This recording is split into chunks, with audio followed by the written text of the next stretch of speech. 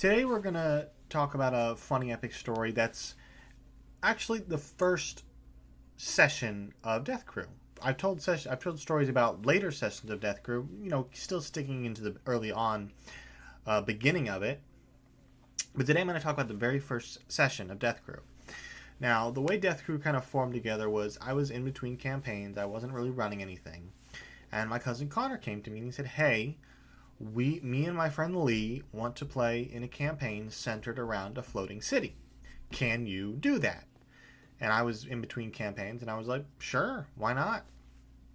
So I spent like a weekend, barely enough time, and flushed out the floating city of Dextros, where they would start.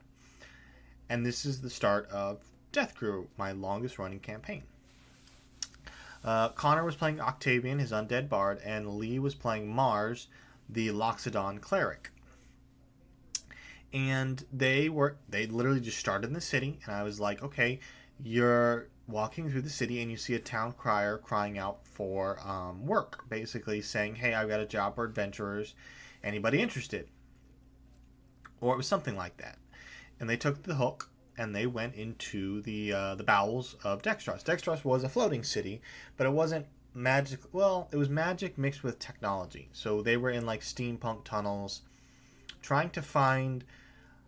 Basically, they sent a maintenance crew down. The crew didn't come back. The adventurers were now sent down to find out what happened. They come to a large steel door. They open it and they find on the other side a man who seems panicked and desperately seeking aid. What they didn't know, but they figured out pretty quick, was this was actually an Ublex. I believe that's how it's pronounced. And the Ublex had it had taken on the form, it has that ability where it can kind of present itself as, it can have an avatar that stretches from its body that can take on the appearance of a person. And that's what this man was. And they rolled high enough and saw the little bit of string, not string, the little bit of like tentacle flesh that stretches from the Ublex's main body to this avatar. They chopped him down and went off and found the Ublex, and they began fighting it. And the funny part of this story is Octavian used Tasha's hideous laughter. And I wasn't sure how to rule it, because it says if the target fails, they laugh uncontrollably and fall prone. But in Ublex, it states in the manual, is immune to being knocked prone. It just physically cannot be knocked prone. But it doesn't say anything about laughing. So I gave the ruling, okay, it's incapacitated, but it's not prone. They then wailed on it until it died. They got paid. The session continued on. The next part that's actually pretty funny is Octavian was kind of his whole goal for his character was trying to figure out how he became undead and how to reverse it. Which eventually I will tell the story of how that came to climax. But basically they were like, okay, well, in the city, is there like a magic library or an academy we can go to where we can do some research? And I was like, sure. I hadn't thought of anything, but I improv'd an academy. Oops, sorry, my ear itches. I improv'd an academy that had research and libraries.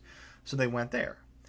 As they arrived, the researchers were like, well, we don't really let everybody in. Mars rolls high enough, and they're like, okay, we'll take you in and we'll give you what you want. Octavian decides to sit out at a bench and just wait. And this is where Connor and Octavian's kind of personality really shines through. You see, I don't know if it's come across in other stories, but Connor likes to mess with NPCs. And playing as Octavian, he loved just messing with people with magic. So he's like, is there a student that I can pick out that looks tired or easily tricked? And I'm like, yeah, sure. There's a guy walking by, looks like he's taking his finals, he's stressed, he's got bags under his eyes. He's like, okay. Octavian had taken, I believe it was a feat, telepathy. So he's like, I'm going to start talking into this guy's head and convince him that I'm in his pocket. And I'm like, okay, sure.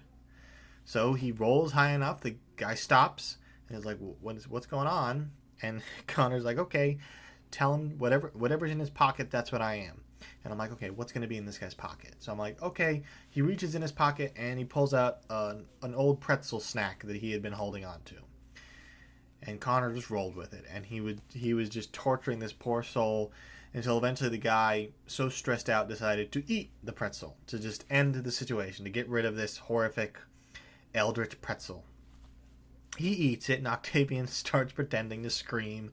The guy falls to his knees, and it was all in all, it was a hilarious session. And it was the first session, so it went very well, and I was very happy with it. And it was funny. It was, it was interesting. And then it went from there, and it culminated into my longest running campaign, which I continuously reiterate. But I guess that's it for today's story.